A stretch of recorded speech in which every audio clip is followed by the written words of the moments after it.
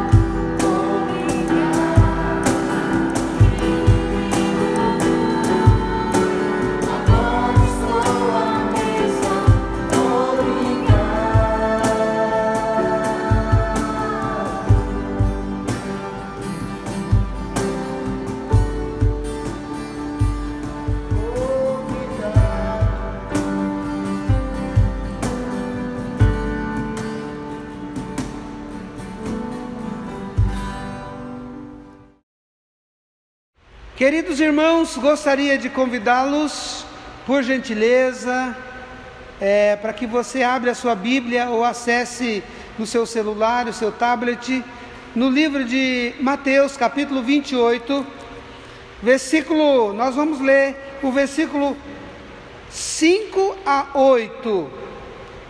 Mateus, capítulo 28, do versículo 5 ao versículo 8. Farei a leitura, que diz o seguinte: Mas o anjo, dirigindo-se às mulheres, disse: Não temais, porque sei que buscais Jesus, que foi crucificado. Ele não está aqui, ressuscitou, como tinha dito. Vinde ver onde ele jazia, e depois, depressa, e dizei aos discípulos que ele ressuscitou dos mortos, e vai adiante de vós para a Galiléia, ali o vereis. E como vos digo, e retirando-se elas apressadamente do sepulcro, tomadas de medo e grande alegria, correram a anunciar aos discípulos o que elas acabaram de presenciar. Amém. Obrigado, Senhor, obrigado por essa palavra, obrigado porque o Senhor nos dá a liberdade de estar na Tua presença, e como é bom estar na Tua presença. Fale conosco, Pai, através dessa palavra. Oramos pedindo a Tua bênção, já agradecido, pedindo a Deus que nada venha nos distrair, mas que a gente possa estar, ó Deus, atentos ao que o Senhor quer nos dizer. No nome de Jesus, amém. Queridos irmãos, para nós é uma alegria poder compartilhar a palavra, e eu quero dizer que para mim é a primeira vez em toda a minha vida, 51 anos fiz essa semana, e que estamos tendo um culto de Páscoa via internet. Para nós é um pouco estranho, mas hoje pela manhã já tivemos um momento de ceia,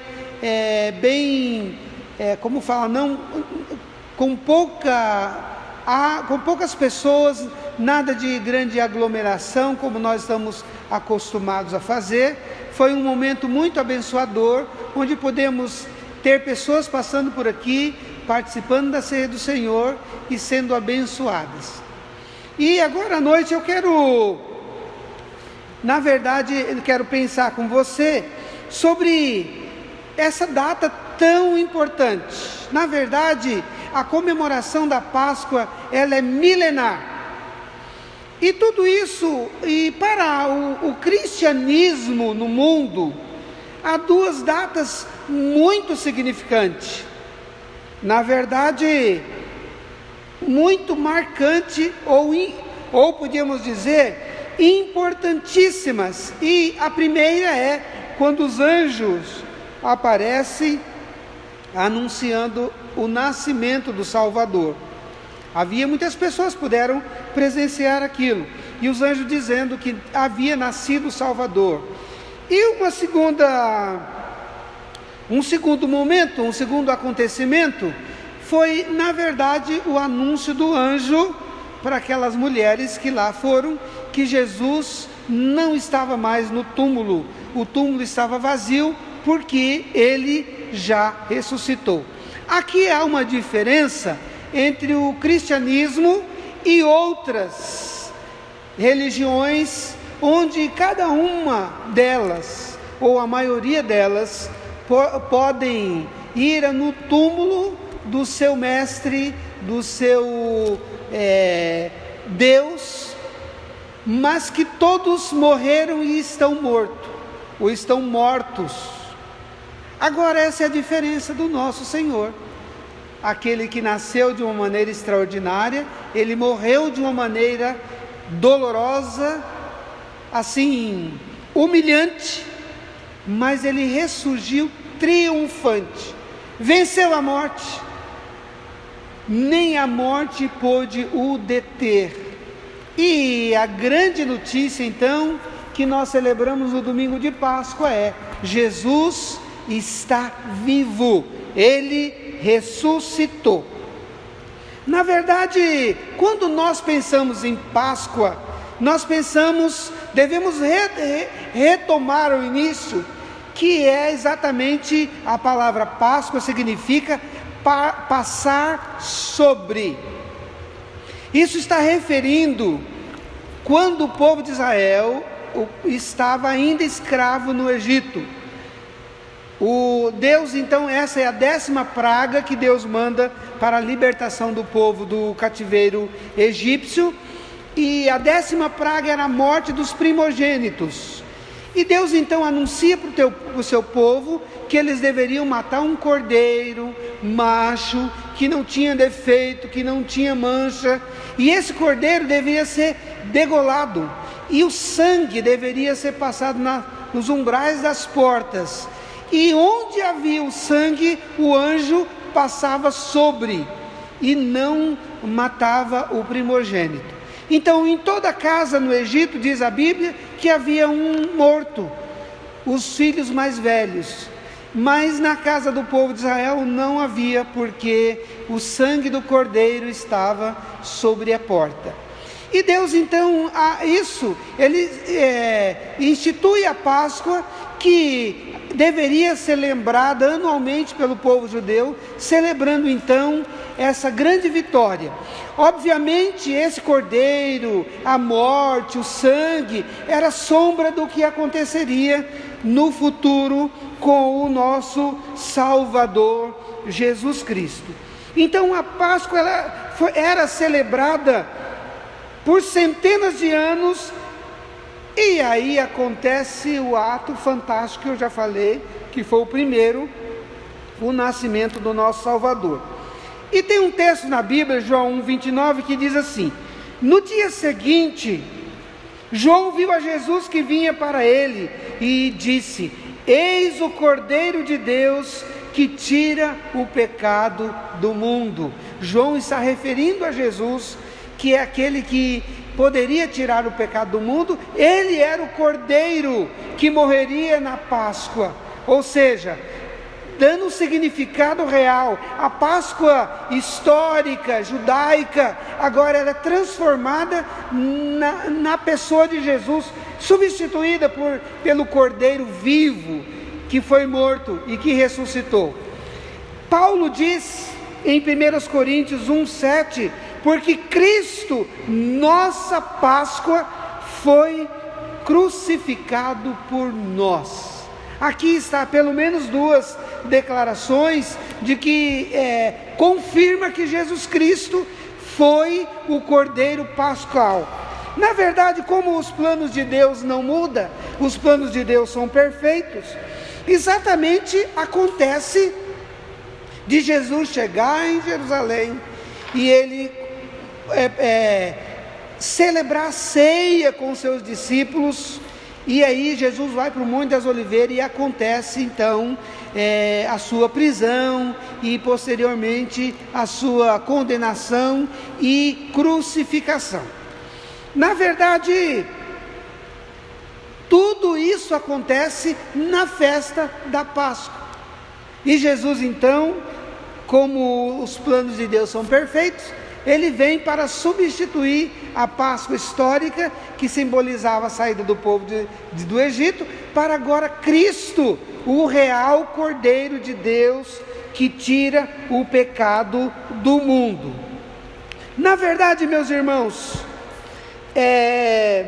o texto que nós lemos nos relata as mulheres indo ao sepulcro bem de manhãzinha, ainda turvo.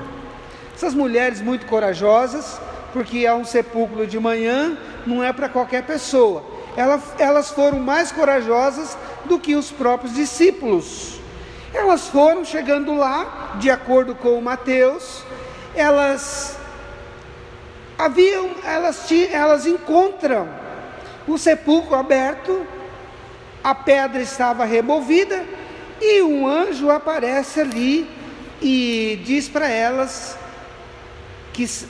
pergunta a elas o que elas estão procurando. Ele sabe que é Jesus, e ele disse: vocês, é como se eles dissessem, vocês chegaram atrasados, porque ele já não está mais aqui. Ele ressuscitou, como ele havia dito.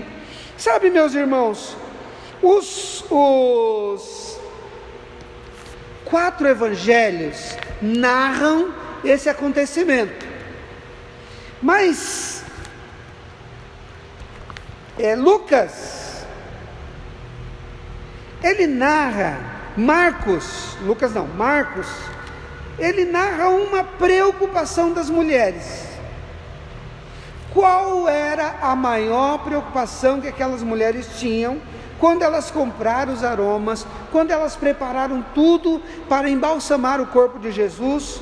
A preocupação era essa: quem nos removerá a pedra? A boca do sepulcro, tampando o sepulcro, havia uma grande pedra, e aquela pedra ela só poderia ser removida com a força de muitos homens. E como elas na verdade parece ser uma preocupação inútil, para mim e talvez para você, mas para elas naquele momento não era, porque sem alguém para remover a pedra, elas não poderiam concluir o trabalho que elas foram lá a realizar. Mas segundo alguns estudiosos, 70% das coisas que nos preocupam, elas não acontecem, porque quando aquelas mulheres chegaram lá, a pedra já não estava mais lá, o anjo havia removido. Mateus fala que um terremoto, e aí tem descrições com um pouco de diferença na narração, mas o acontecimento é o mesmo. A pedra estava removida. Na verdade, o objetivo dela, a preocupação era com a pedra, mas o objetivo delas estarem lá não era a pedra, era o corpo do Senhor Jesus, que pela maravilhosa graça de Deus, não estava lá, porque havia ressuscitado.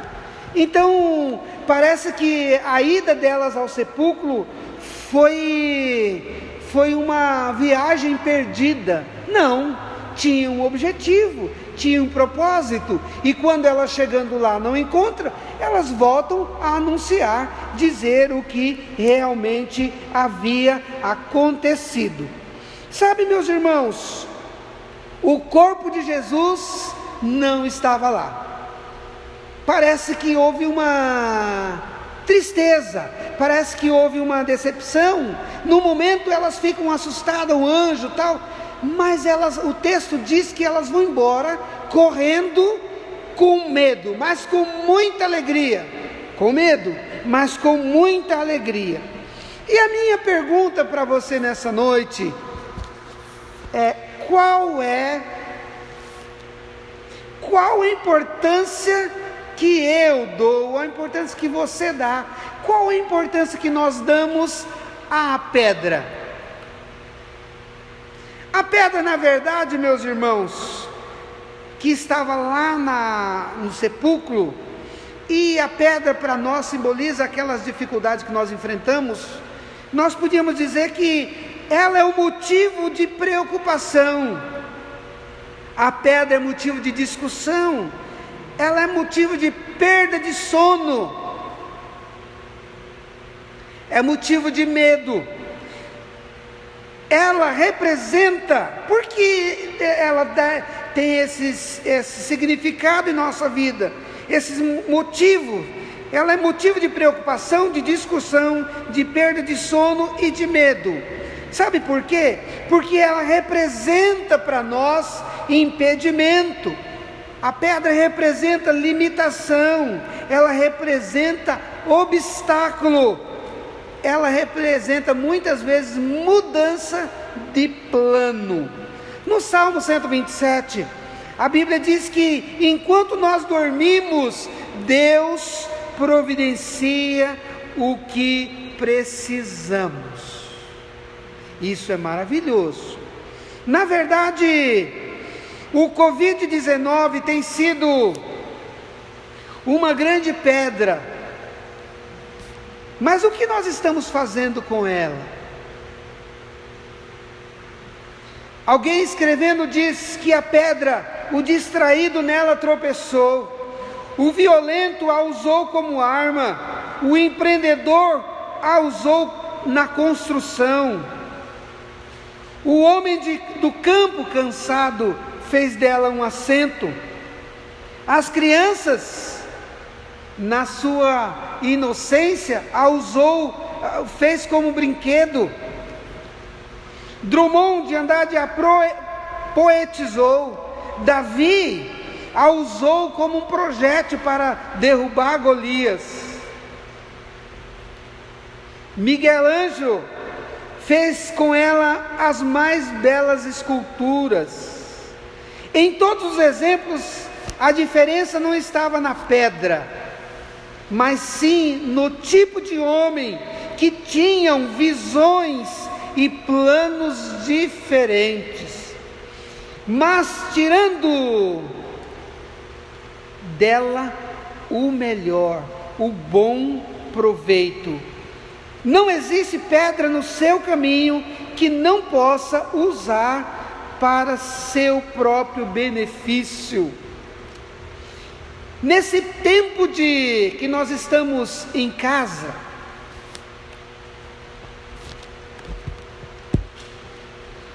tem sido um tempo, talvez para muito, dependendo, olhando por um lado é muito ruim, olhando para o outro lado, tem um lado importante. Quantos pais não tinham tempo para seus filhos? Estou pensando agora na pedra da pandemia. Quantos pais não tinham tempo para os seus filhos? Quantos não tinham tempo? Quantas pessoas, cristãos, não tinham tempo para orar, para ler a palavra, para fazer um culto doméstico? Culto doméstico é um culto em família, mas agora nós temos. Se nós não estamos fazendo, não estamos aproveitando bem o tempo com os filhos, com os pais, com os de casa, nós estamos perdendo tempo, porque nós estamos com o tempo sobrando, embora alguns estejam trabalhando, mas há tempo. Sabe, meus irmãos, a palavra de Deus diz assim: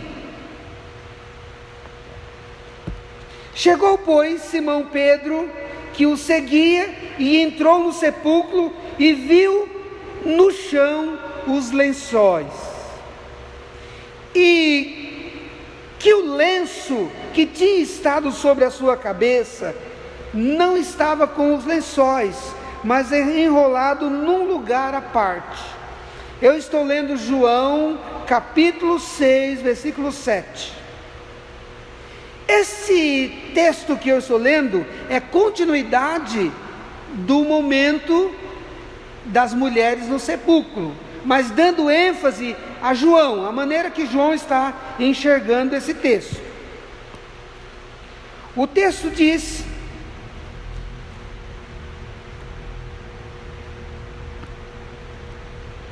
sumiu aqui. O texto diz o seguinte: que Pedro chegou, as mulheres foram correndo lá, anunciaram, falaram para os discípulos, e eles vieram correndo para o sepulcro. Quando Pedro chegou, ele entrou no sepulcro.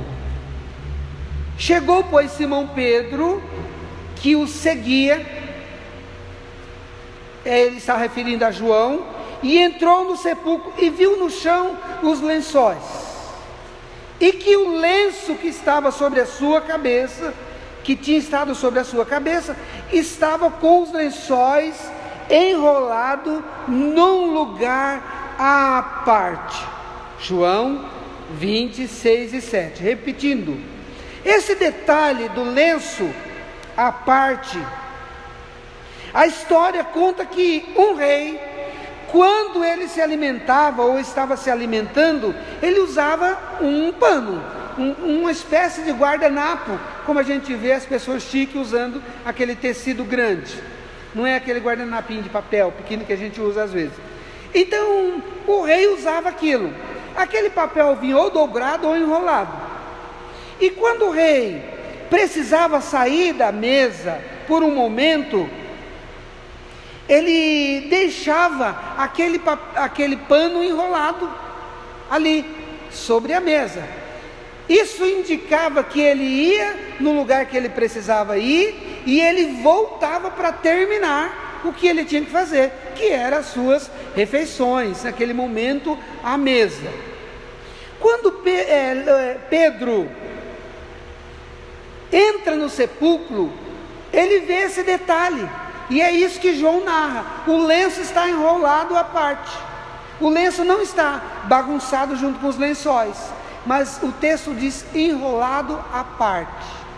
Pedro entrou, viu isso, e sabe o que ele lembrou? O meu Jesus, o meu rei, não terminou a sua missão aqui. Ele foi, mas ele voltará. Gente, que coisa linda, que coisa maravilhosa. Quando Pedro viu isso, certamente o coração dele se encheu de alegria, porque ele tinha certeza que ele ia ver novamente o seu rei, o seu mestre, e que o mestre voltaria para terminar a missão que ele começou aqui, que era preparar e levar a sua igreja para estar com ele na glória. Queridos, temos falado sobre Jonas, a igreja tem acompanhado. Jonas estava se preocupando com o que não tinha importância, a vida de uma planta. Sermão número 4 do livro de Jonas. Jonas estava preocupado com uma planta que ele não havia feito nada por ela. E Jonas então fica alegre quando ele vê a planta e fica triste quando a planta morre. E Deus fala para ele: Jonas, você não fez nada por essa planta, por que você está triste? Você tem compaixão de uma planta, você está preocupado com algo que não tem importância, enquanto eu estou preocupado com 120 mil almas. Sabe, irmãos, se a gente olha para esse texto, as mulheres, quando elas vão para o sepulcro, elas não estão com medo de fantasmas, elas não, embora elas estivessem com medo, o texto fala, elas não estão tão assustadas, elas não estão com medo de nada outra coisa. A preocupação era, elas não estão preocupadas com nenhuma outra coisa. A preocupação era, quem vai remover a pedra? Era essa a preocupação. Mas quais são as suas preocupações? Quais são os seus medos? Quais são as suas inquietações? Quando a gente lê esse texto e chega no detalhe do lenço enrolado, nós devemos nos concentrar, nós devemos nos alegrar, nós devemos louvar, adorar a Jesus Cristo ressuscitado, o Rei que voltará para terminar aquilo que ele começou, virá como noivo para buscar a sua noiva, a igreja gloriosa.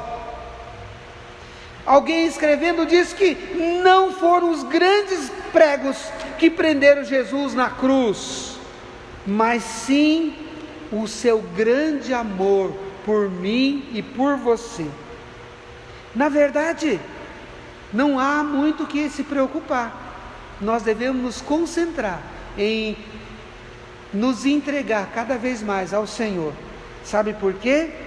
Porque o seu grande amor, João 3,16 diz, porque Deus, quem sabe fala comigo, porque Deus amou o mundo de tal maneira que deu seu Filho unigênito, para que todo aquele que nele crê não pereça, mas tenha a vida eterna. Nesse tempo de pandemia, não é tempo de você ficar preocupado com pandemia, não é tempo de você ficar discutindo os maiores comentários. Primeiro, você não é comentarista, você não é radialista, você não é médico, e muitas vezes a gente fica, você não é político, às vezes a gente fica gastando tempo com coisa que não tem nenhuma importância. Concentre o seu pensamento, o seu tempo, a sua vida com aquilo que tem importância. E o que tem importância para Deus são vidas, a começar pela sua, que é preciosa para Ele. Que para tanto o Senhor nos abençoe, que a gente possa celebrar. Jesus ressuscitou, por isso eu posso crer no amanhã, por isso eu tenho vida e vida eterna. E que você divulgue isso, onde você encontrar pessoas preocupadas, divulgue. Não se turbe o vosso coração, creia em Deus, creia também em mim, diz Jesus. Que a nossa preocupação seja como o hino que eu citei domingo passado, como o hino que nós cantávamos no século passado: é meu, somente meu todo o trabalho, e o seu trabalho é descansar em mim. Que possamos celebrar essa Páscoa, mas celebrar com Cristo em primeiro lugar, na nossa vida, nos nossos planos e no nosso linguajar.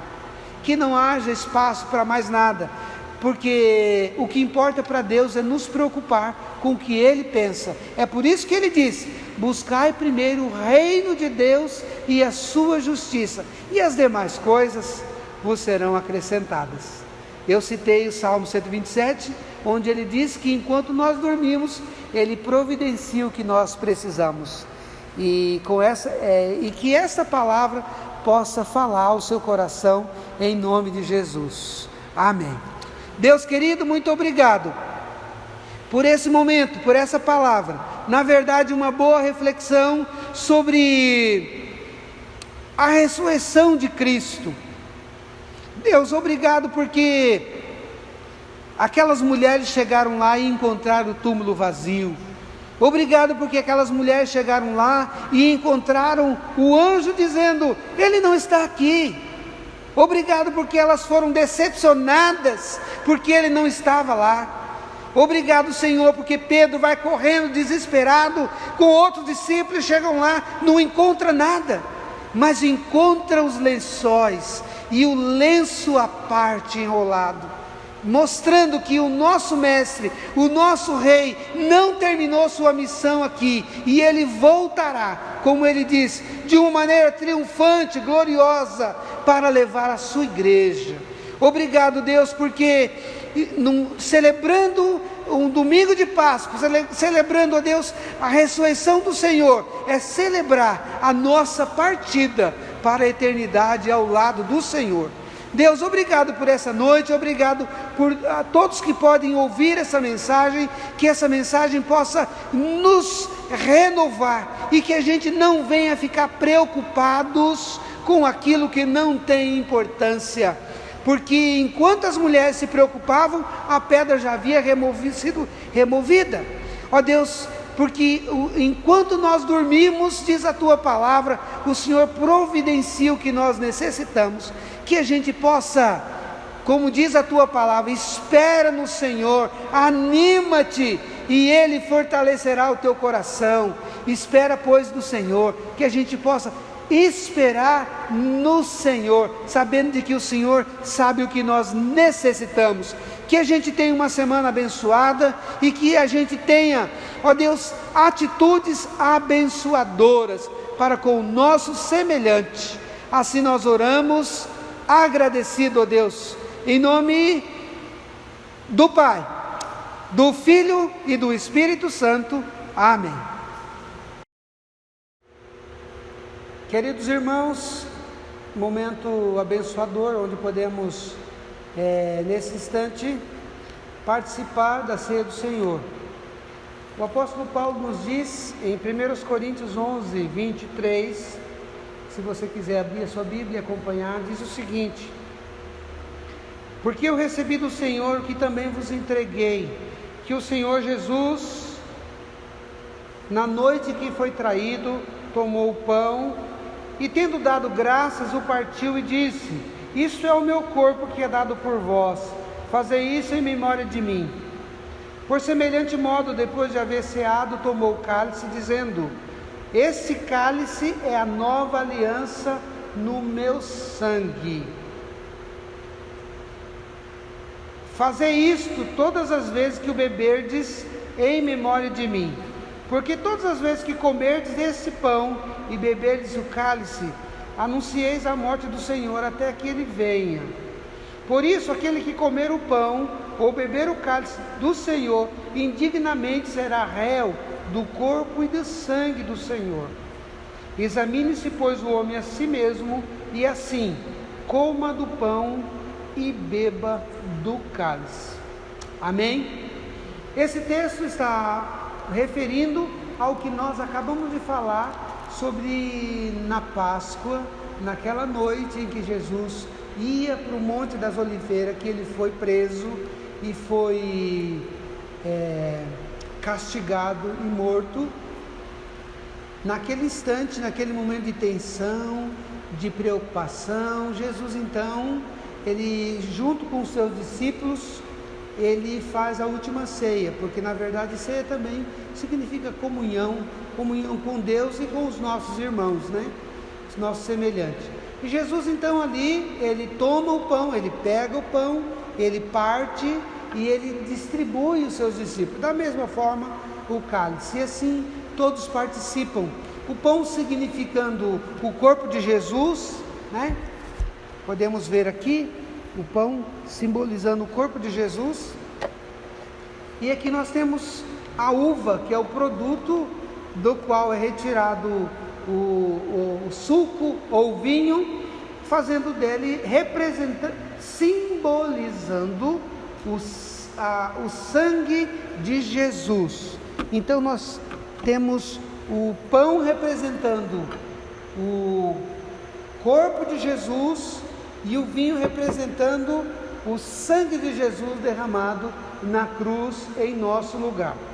Na verdade, queridos, algumas pessoas acreditam que há um poder nesse pão. Quando nós o separamos, o consagramos para a ceia do Senhor, que é uma doutrina da consubstanciação, um poder que é contido na substância. Outros acreditam que ele transforma em carne de Jesus, transubstanciação, a transformação da substância.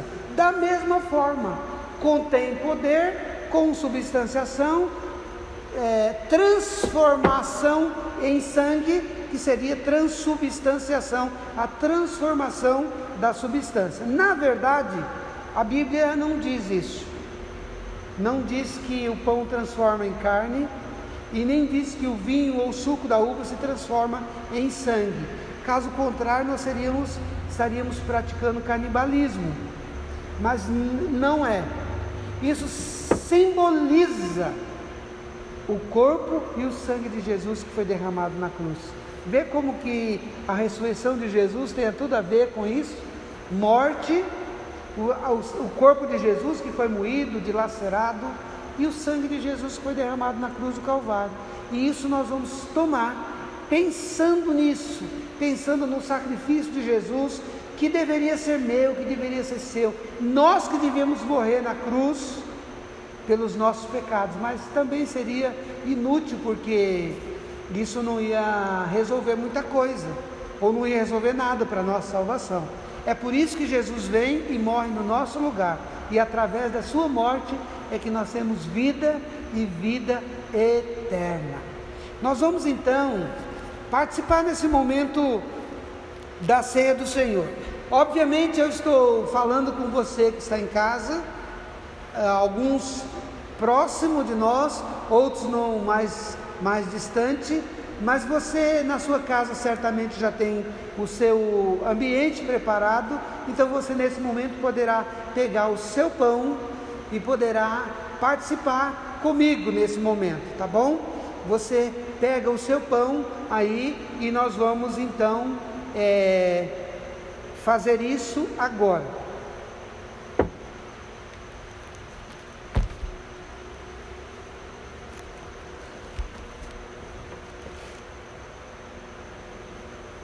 Vamos orar. Obrigado, Deus, pelo teu corpo que foi dilacerado, moído em nosso lugar. Diz a tua palavra, pelas suas pisaduras nós fomos sarados. Então, Deus, obrigado porque o Senhor enviou Jesus para morrer em nosso lugar. E através da sua morte, ó Deus, através do seu corpo moído e do seu sangue derramado, é que nós temos a liberdade de, como filhos amados, participar desse momento tão especial. Perdoa, Senhor Deus, nossos pecados e nos ajude, ó Deus, a entender qual é a profundidade disso e que a gente possa fazer isso com alegria. Deus, e se porventura temos algum problema contra o nosso próximo, com alguém, que a gente possa participar da ceia e que a gente pode depois resolver o nosso problema. Resolvemos, ó Deus, entendendo de que o sacrifício do Senhor é exatamente isso, para que a gente possa entender que o seu amor é que nos constrange, o seu amor, como acabamos de falar, não foram os cravos que prendeu o Senhor na cruz, mas foram, ó Deus, foi o amor do Senhor por mim, por nós pecadores. Obrigado por esse momento tão significativo, obrigado pela ceia do Senhor, que nos faz relembrar desse momento tão importante, mas tão doloroso, que o Senhor sofreu em nosso lugar. Assim oramos no nome precioso de Jesus, amém. E tendo dado graças, o partiu e disse: isto é o meu corpo que é dado por vós, fazei isso em memória de mim. Em memória de Cristo Jesus, pensando em Cristo Jesus, comamos desse pão.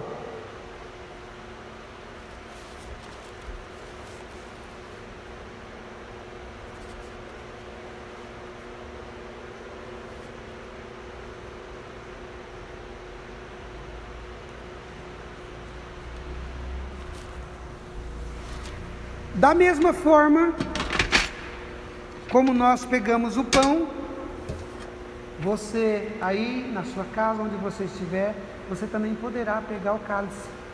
E você vai fazer, como nós estamos vivendo já esse momento de estar celebrando a ceia à distância, você vai fazer, nós vamos fazer algo que muito me constrange, em não dar o meu cálice para alguém, mas pensando nesse momento também no amor ao nosso próximo e a nós mesmos, o texto vai dizendo: por semelhante modo, depois de haver ceado, comido, tomou também o cálice, dizendo: esse cálice é a nova aliança no meu sangue, fazei isso todas as vezes que o beberdes em memória de mim. Pensando em Cristo Jesus e pensando no nosso semelhante também, tomamos todos nós desse cálice.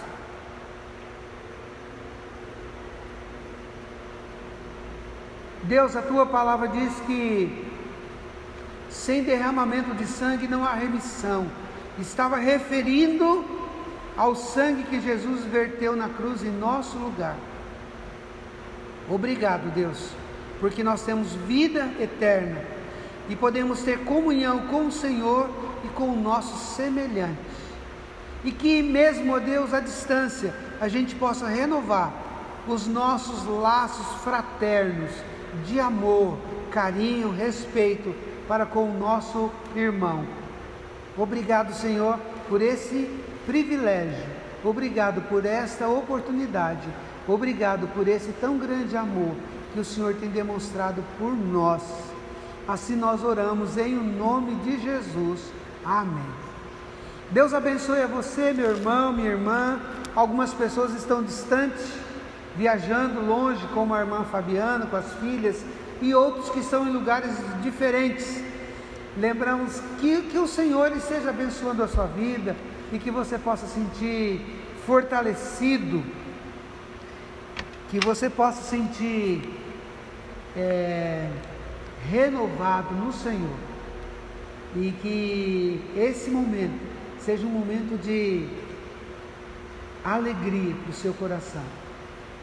Obrigado, Senhor, que a graça do Senhor, que é tão grande, que o amor do Senhor, ó Deus, contido em Jesus, que a graça salvadora de Jesus e que as consolações do Teu Santo Espírito seja com o Teu povo, Senhor, hoje e para sempre. Amém.